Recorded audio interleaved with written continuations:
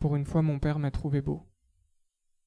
Elle m'a dit « Tu vas la reconquérir », et je n'ai pas répondu car j'allais échouer. J'ai simplement fait teinter mes bouteilles pour ne pas ouvrir un silence.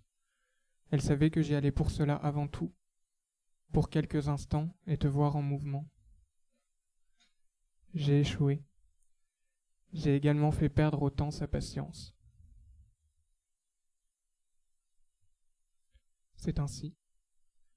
J'ai tendu avec dévotion mes mains à la brume et à ta personne, accompagné par mes épaules, mon buste, l'intégralité de mon corps. J'ai attendu de me faire rejoindre et porter, mais il n'en est rien. L'on m'a laissé partir, presque avec le soulagement de ne pas me voir rester et prendre les mêmes appuis. Prenez-vous plaisir à me regarder m'éloigner? J'ai brisé la roue de ma valise. J'ai vu les champs secs et ceux inondés, les cabanes de chasse surélevées avant Invaux et les grands immeubles de Marseille.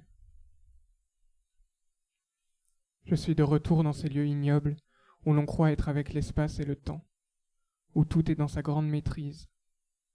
Ici, l'on ne craint ni le givre ni les nuages de pollution, à peine la cadence de la pluie. Ils ne se soumettent à rien, car ils dominent la mer salée et son large horizon.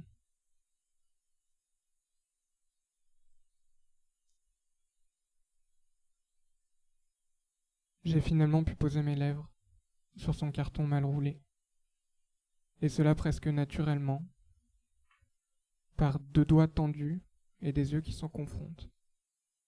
Nous partageons quelque chose, insignifiant et vaporeux, mais cela suffit, deux mains qui se touchent, pour développer une intrigue et réchauffer mon estomac. Je connais à peine son nom, n'étant certain que de la tonalité de sa voix et de la prestance de sa nuque cachée. Toutes choses viendront s'estomper d'ici quelques jours.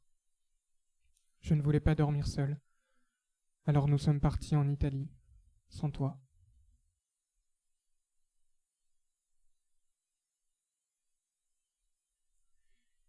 Il y a parfois ces longues journées battantes, maintenues par une certaine lumière, ou cette odeur de graillon sur mes mains. Je ne vois personne, il ne se passe rien, aucun désir ni de lettre à rédiger. La faim ne s'encombre pas des heures passées depuis le dernier repas. C'est un espace évidé, comme les terrains de ma région, où se couplent dans l'immobilité les temps nouveaux et ceux qui se veulent révolus. Je ne ressens que le besoin de m'endormir dans des draps propres, les fenêtres ouvertes. Hier, j'ai cassé mon volet. J'ai allumé une bougie. Puis j'ai attendu les escargots.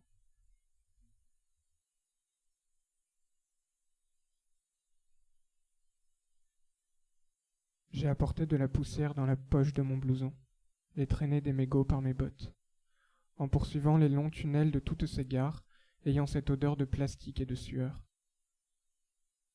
Je me transportais dans ces trajets sans fin aux destinations identiques, ces retours prévus à cette nouvelle façon d'ouvrir sa mâchoire pour dire mon nom. Et cela serrait mon ventre, comme empoigné par les mains qui ont choisi de ne plus me toucher. J'étais à l'entre-deux et y réside encore.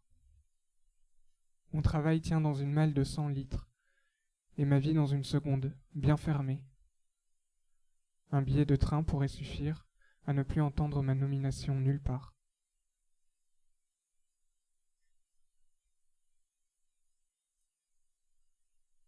Par chez toi, je ne connais ni la lumière, ni tes espaces de vie, pas même la taille de tes pots en terre cuite. Je me demande quelle odeur a ta table, l'odeur de la matière pure. Je t'imagine écrire, sur une table en bois, abîmée et semi-circulaire, avec à une extrémité des filets vides et des fleurs récupérées sur le bitume de ton chemin.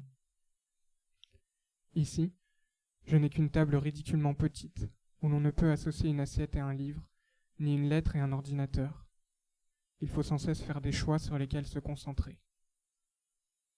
Aujourd'hui, j'y ai placé une enveloppe vide, avec par-dessus un rouleau de scotch en papier.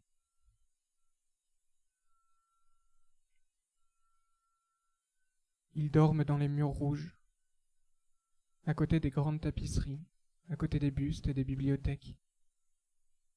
Je n'apparais que la journée et attends patiemment dans la cohue l'écriture de nouvelles pensées. Je garde sous la forme de creux, en silence, l'accumulation des périodes de battement, puis des larges étreintes disposées sans personne. Tout se fait dans la périphérie de mon regard, à plusieurs centaines de kilomètres, à la bord d'une autre mer et de celle-là en même temps. Tout coexiste. Ces individus sont corps, mon air saccadé est celui de la respiration commune, et la distance qui incombe chacun n'est jamais plus grande que celle disposée entre l'ailleurs et ma personne.